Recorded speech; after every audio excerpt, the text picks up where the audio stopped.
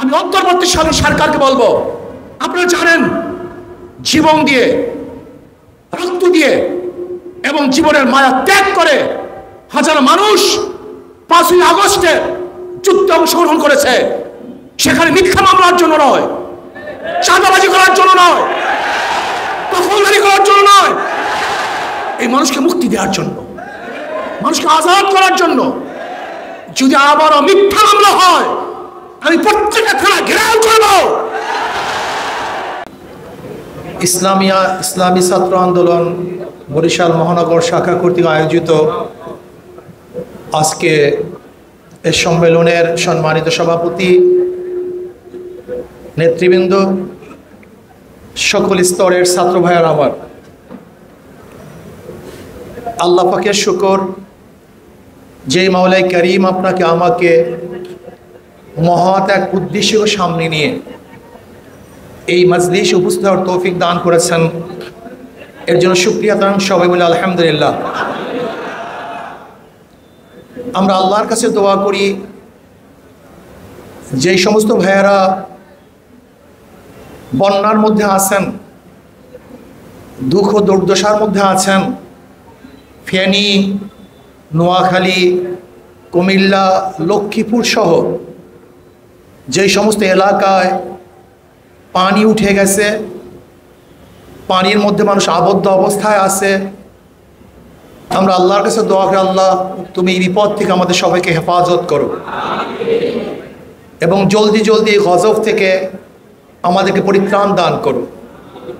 এবং আমি বাংলাদেশের নয়, গোটা দুনিয়ার সমস্ত মানুষকে অনুরোধ করব, আসুন আমরা সম্মিলিতভাবে ওই সমস্ত ভাইয়েরা, বোনেরা যারা দুঃখ এবং দুর্দশার মধ্যে জীবন কাটাচ্ছেন, আমরা তাদের পাশে দাঁড়াই। এরপরে আসুন, বাংলাদেশ নতুনভাবে স্বাধীন হয়েছে গত 5ই আগস্ট। এই 5ই আগস্টের নতুন স্বাধীনতায় আমরা সম্পৃক্ত ছিলাম। যারা সম্পৃক্ত ছিলাম, এরকম অনেক ভাই আজকে শহীদ হয়ে গেছেন। আল্লাহর কাছে দোয়া করি, আল্লাহ যেন তাদের জীবনের সমস্ত গুনাহ খাতা মাফ করে দেন। ওই আন্দোলনে যারা শরিক হয়েছিলাম, এরকম অনেক ভাই আজকে আহত, হসপিটালে কাতরাচ্ছেন, কারোর চক্ষু নেই, হাত নেই, পাও নেই। যারা যেই অবস্থায় আসেন না কেন, আল্লাহর কাছে দোয়া করি, আল্লাহ যেন জলদি জলদি তাদেরকে সুস্থ করে দেন। বৈষম্য বিরোধী আন্দোলন চলছিল বাংলাদেশে, সেখানে আমরা আমাদের সাধ্য অনুযায়ী, আমাদের শক্তি অনুযায়ী ঝাঁপিয়ে পড়েছিলাম। আল্লাহর কাছে দোয়া করেছিলাম, আল্লাহ যেন এই দুই চোখে এই স্বৈরাচার উৎখাতের দর্শন আমাদেরকে দেখিয়ে দেন। আল্লাহ পাক রব্বুল আলামিন সেই দোয়াও কবুল করেছেন। 5ই আগস্ট দ্বিতীয়বার বাংলাদেশ কেন স্বাধীন হয়েছিল? মানুষ মুক্তি পাওয়ার জন্য, নতুনভাবে আজাদ হওয়ার জন্য, বৈষম্য দূর করার জন্য, সাম্য, মানবিক মর্যাদা, সামাজিক ন্যায় বিচার প্রতিষ্ঠিত করার জন্য, যেখানে সাম্প্রদায়িক কোনো দাঙ্গা থাকবে না। আমাদের দেশ সম্প্রীতির, সম্প্রদায় সম্প্রীতির এক দেশ, যেখানে কে মুসলমান, কে হিন্দু, কে খ্রিস্টান, কে বৌদ্ধ, কে দলিত, কে ব্রাহ্মণ, কে সৈয়দ, কে চৌকিদার, কে ধনী, কে গরিব, কে শিক্ষিত, কে মূর্খ, কে বংশীয়, কে নন বংশীয়, এর কোনো ভেদাভেদ থাকবে না। আমরা বাংলাদেশের নাগরিক, আমরা সবাই সমান, সবার অধিকার সমান, সবাই শিক্ষার অধিকার সমান, বস্ত্রের অধিকার সমান, খাদ্যের অধিকার সমান, চিকিৎসার অধিকার সমান, বস্ত্রের অধিকার সমান থাকবে। এরকম এক বাংলাদেশ দেখার জন্যই আমরা 5ই আগস্ট জীবন দিয়েছিলাম, রক্ত দিয়েছিলাম, আন্দোলন করেছিলাম। কিন্তু আমরা কি দেখলাম, কি দেখেছি? 5ই আগস্টের দ্বিতীয় স্বাধীনতার পরে আবার লুট, লুটতরাজ, খুন, হত্যা, দখলদারি, চাঁদাবাজি, এর জন্য তো বাংলাদেশের মানুষ জীবন দেয় নাই, এর জন্য তো বাংলাদেশের মানুষ রক্ত দেয় নাই, এর জন্য তো বাংলাদেশের মানুষ আহত নিহত হয় নাই। আজকে দেখেন বাংলাদেশ ৭১ স্বাধীনতার পরে এই ৫২ বা ৫৩ বছর যারা ক্ষমতায় ছিল, এই জাতির আশা এবং আকাঙ্ক্ষার প্রতিফলন তারা ঘটাতে পারে নাই। প্রত্যেকটা শাসক তারা দল এবং ব্যক্তিকে প্রতিষ্ঠিত করেছে, এদেশের জনগণকে প্রতিষ্ঠিত করতে ব্যর্থ হয়েছে। আওয়ামী সরকার দীর্ঘ ১৬ বছরে কি করেছে? সমস্ত খাত ধ্বংস করে ফেলেছে। শিক্ষা খাতের অবস্থা কি দেখছি? ভণ্ডুল হয়ে গেছে। যে সিলেবাস করা হয়েছে সেখানে মানুষরূপী মানুষগুলি ওই শিক্ষা প্রতিষ্ঠান থেকে জানোয়ার হয়ে বের হতে বাধ্য করেছে। মানুষরূপী মানুষগুলি সেখানে একটা অত্যাচারী এবং জালেম হিসাবে গড়তে এই বর্তমান সিলেবাস প্রশিক্ষণ দিয়েছে। শিক্ষা ব্যবস্থাকে ভণ্ডুল করে ফেলেছে, ধ্বংস করে ফেলেছে। পরীক্ষা ব্যবস্থাকে অটো পাসের ব্যবস্থা করেছে, যা গোটা দুনিয়ার কেউ দেখে নেই। আসলে শিক্ষাঙ্গন ছেড়ে বাচ্চারা গাঁজা এবং মদের আসরে বসে গেছে। সারাদিন অনলাইনের পড়ার নামে আজকে সন্তানেরা সারাদিন ফেসবুক, ইউটিউব এবং নেটের মধ্যেই তারা নিমজ্জিত থাকে, বইয়ের কাছেও তারা যেতে পারছে না। এই হলো বর্তমান অবস্থা। শিক্ষার অবস্থা খারাপ, প্রশাসনের অবস্থাতে দেখছেন, অর্থনীতির অবস্থা দেখেছেন। আজকে যে সন্তান জন্মগ্রহণ করবে তার মাথার মধ্যেও ১.৫ লক্ষ টাকার ঋণ, ১.৫ লক্ষ টাকার ঋণ নিয়ে আজকে একটা সন্তান জন্মগ্রহণ করবে। প্রিয় ভাইয়ার আমার, ব্যাংকগুলিকে ডাকাতি করে সব শূন্য করে ফেলেছে। এরপরে আসুন অর্থনীতির অবস্থাতে বললাম, চিকিৎসার অবস্থাটা কি? বরিশাল মেডিকেলের অবস্থা দেখেন, যেখানে হাজার হাজার কোটি কোটি টাকা শিক্ষা খাতে বরাদ্দ, সেখানে বাংলাদেশের মানুষ চিকিৎসাবিহীন ধুঁকিত হয়ে মরতেছে। আজকে বাংলাদেশের মানুষ সুচিকিৎসার জন্য বিদেশে বাড়ি দিচ্ছে, অথচ বাংলাদেশে আজ পর্যন্ত এই 53 বছরে যারা ক্ষমতায় ছিলাম সুচিকিৎসার ব্যবস্থা বাংলাদেশে করতে পারেনি। অথচ মালয়েশিয়ায় মাহাতির মোহাম্মদ যখন অসুস্থ হয়ে যান, পরামর্শ দেওয়া হলো আপনি বিদেশে গিয়ে চিকিৎসা করেন। তিনি বলেছেন, না, আমি আমার দেশে হসপিটাল করে তারপরে চিকিৎসা নেব, আমি বিদেশে চিকিৎসা নেব না। অথচ আমাদের দেশের যারা ক্ষমতায় ছিল তারা তো বিদেশে চিকিৎসা নেয়, আর আমাদের দেশের গরিব এবং যারা বিদেশে যেতে পারে না তারা ধুকে ধুকে মরার ব্যবস্থা করেছে।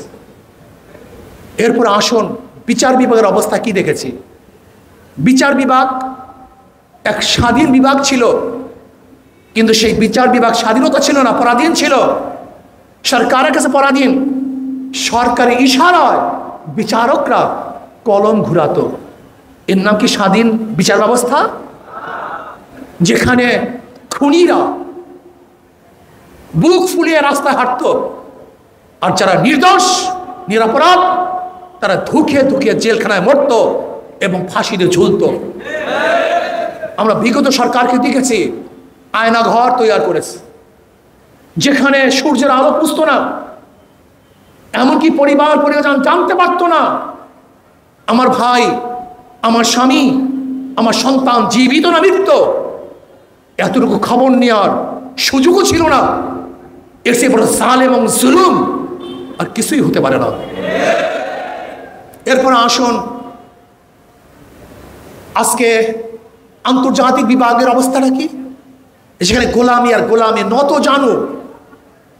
জানু ভারতের কাছে সবসময় মাথা নত করে চলতো। আজকে বাংলাদেশের যে বন্যা সৃষ্টি হয়েছে, এটা ভারতের আসার পানির মাধ্যমেই আমাদের বাংলাদেশে বন্যার সৃষ্টি হয়েছে। ফারাক্কাবাদের সমাধান আজ পর্যন্ত করতে পারি নাই। তিস্তার সমাধান আজ পর্যন্ত করতে পারি নাই। বাংলাদেশে বর্ষার সিজনে ভারত থেকে যে পানি আসে সেই পানিকে আজ পর্যন্ত আমরা বাধা দিতে পারি নাই। আজকে আমি বর্তমান সরকারকে বলবো, আসুন আমরা বাংলাদেশের উপর থেকে একটা বাঁধ নির্মাণ করি, যে বাঁধের মাধ্যমে আমরা পানিকে নিয়ন্ত্রণ করব। যখন প্রয়োজন হয় আমরা পানি ছেড়ে দেব, যখন প্রয়োজন হয় আমরা পানিকে বদ্ধ করে রাখবো। তাহলে আমি বিশ্বাস করি আমাদের প্রতি বছর এই পানিতে আর ডুবতে হবে না, আমরা সবাই সুন্দর মতো জীবন যাপন করতে পারব। এরপর আসুন বৈষম্য বিরোধী আন্দোলনে আমরা যারা শরীর ছিলাম, আমরা যারা আন্দোলন করেছিলাম, আমাদের আশা কি ছিল? মানুষ শান্তি পাবে, মুক্তি পাবে।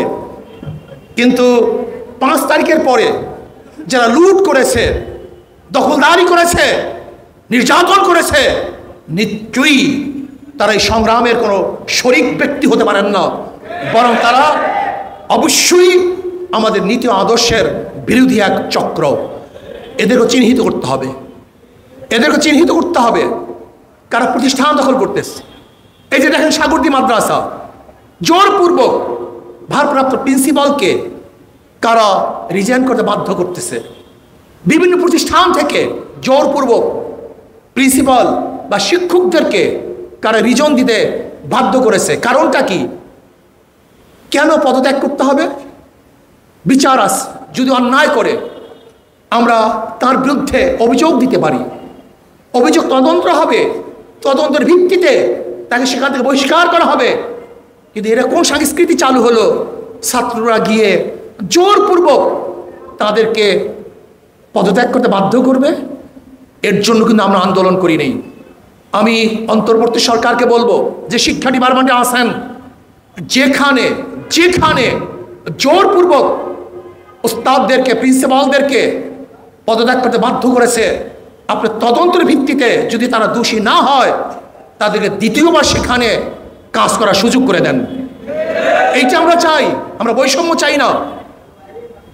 আমরা আওয়ামী লীগের বিরুদ্ধে মিথ্যা মামলার অভিযোগ তুলি, আওয়ামী লীগ মিথ্যা মামলা দায়ের করেছে, কিন্তু আজকেও বরিশাল, এই বরিশাল থানায় গিয়ে দেখেন আমাদের আব্দুল হালিম মাস্টার, আমাদের চরমনি ইউনিয়নের সহসভাপতি, তার বিরুদ্ধে আবার নতুনভাবে মিথ্যা মামলা হয়েছে।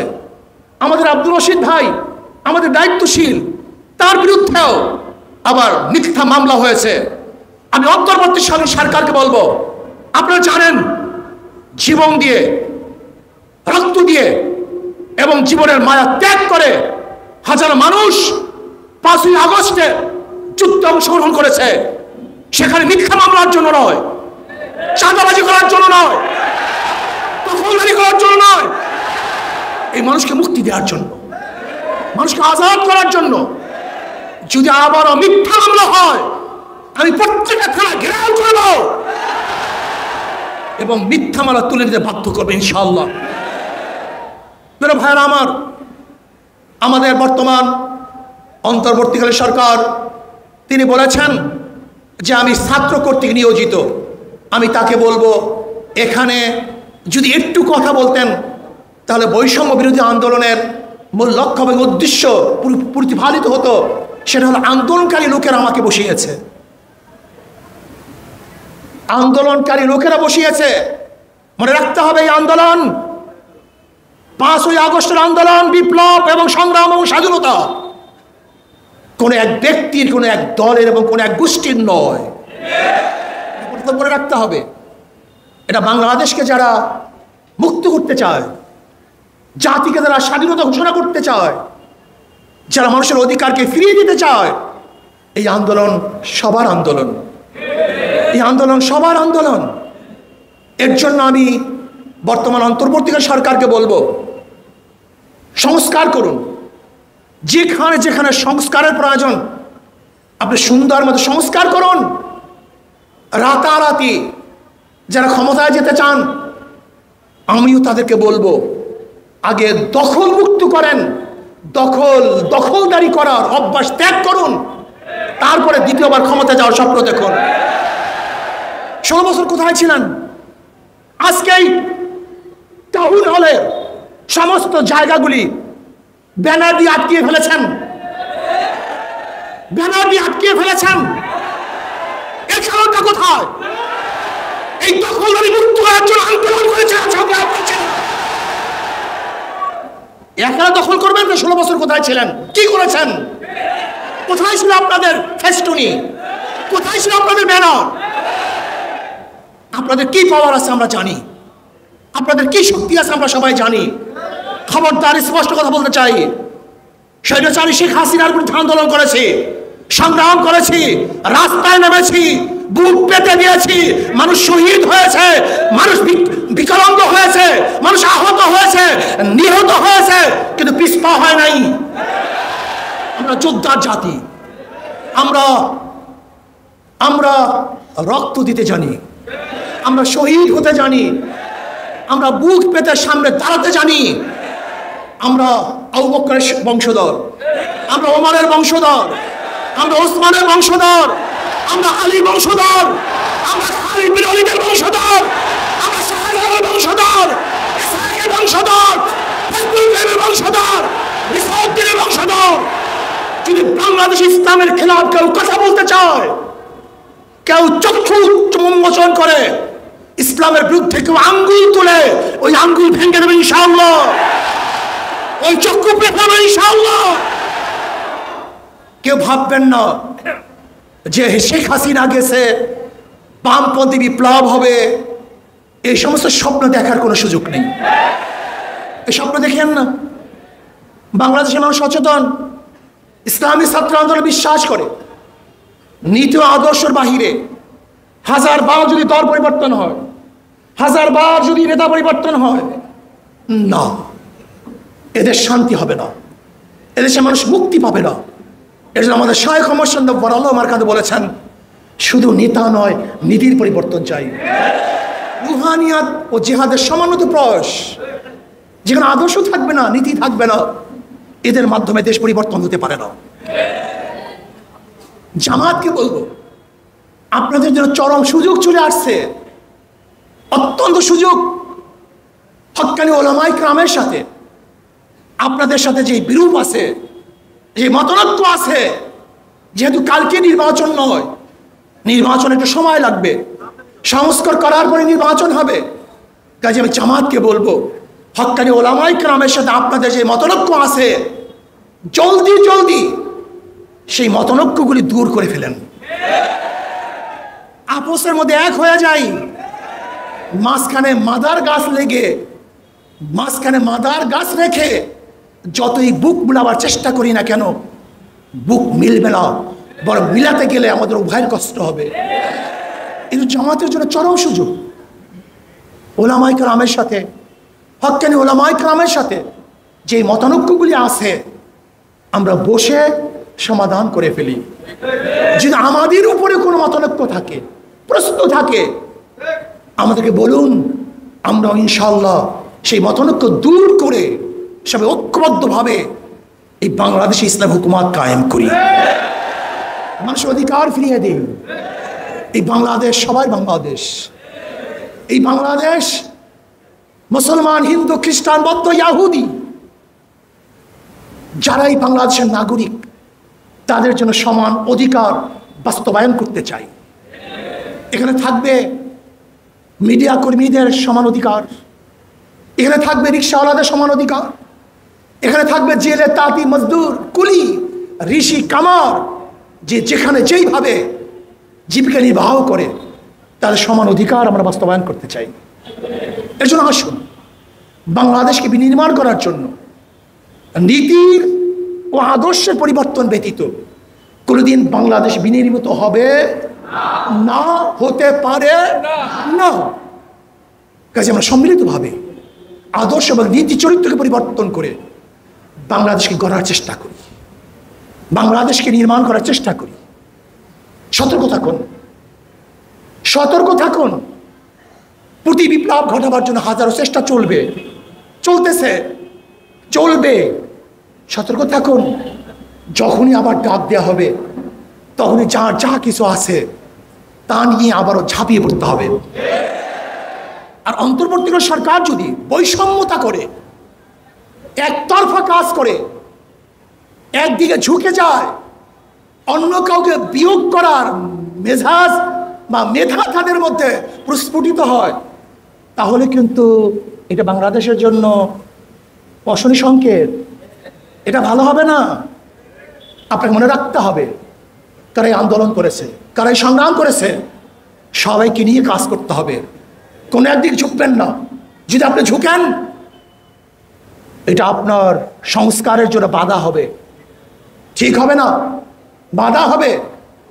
আর আহলে হক যত ওলামায়ে কেরাম আছেন, যত সংগঠন আছেন, আমি অনুরোধ করবো, আসুন আমরা সবাই এক হয়ে যাই, সবাই এক হয়ে যাই, একসাথে কাজ করি, একসাথে রাস্তায় চলি, একসাথে আমরা উঠা বসা করি। যে আমরা এক হয়ে যাই, আগামী বাংলাদেশ ইসলামিক বাংলাদেশ, আগামী বাংলাদেশ ইসলামী হুকুমতের বাংলাদেশ, আগামী বাংলাদেশ জুলুম এবং নির্যাতন মুক্ত বাংলাদেশ, আগামী বাংলাদেশ ঘুষ মুক্ত বাংলাদেশ, আগামী বাংলাদেশ চাঁদা মুক্ত বাংলাদেশ, আগামী বাংলাদেশ দুর্নীতি মুক্ত বাংলাদেশ, আগামী বাংলাদেশ হবে সমস্ত মানুষের বাংলাদেশ। কাজে আসুন ঘুষ, চাঁদা, দুর্নীতি মুক্ত করে বাংলাদেশকে গড়ার জন্য আজকের থেকে এই ছাত্র আন্দোলনের শপথ গ্রহণ করতে হবে। দাঁড়ে দাঁড়ে ঝাঁপিয়ে পড়তে হবে, প্রত্যেকটা ছাত্র হিসাবে ছাত্র আন্দোলনে আনতে হবে। ছাত্র আন্দোলনের ছায়া তলে যখন সমস্ত ছাত্ররা চলে আসবে, সেই দিনই আবার পূর্ব আকাশ থেকে নতুন সূর্য উদিত হবে ইনশাআল্লাহ। সেই দিনই বাংলাদেশের মানুষ মুক্তি পাবে, শান্তি পাবে, আজাদি পাবে।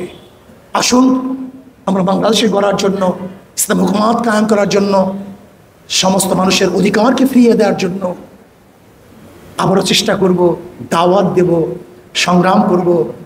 আল্লাহ আমাকে এবং আমাদের সবাইকে সম্মিলিতভাবে কাজ করার তৌফিক দান করেন।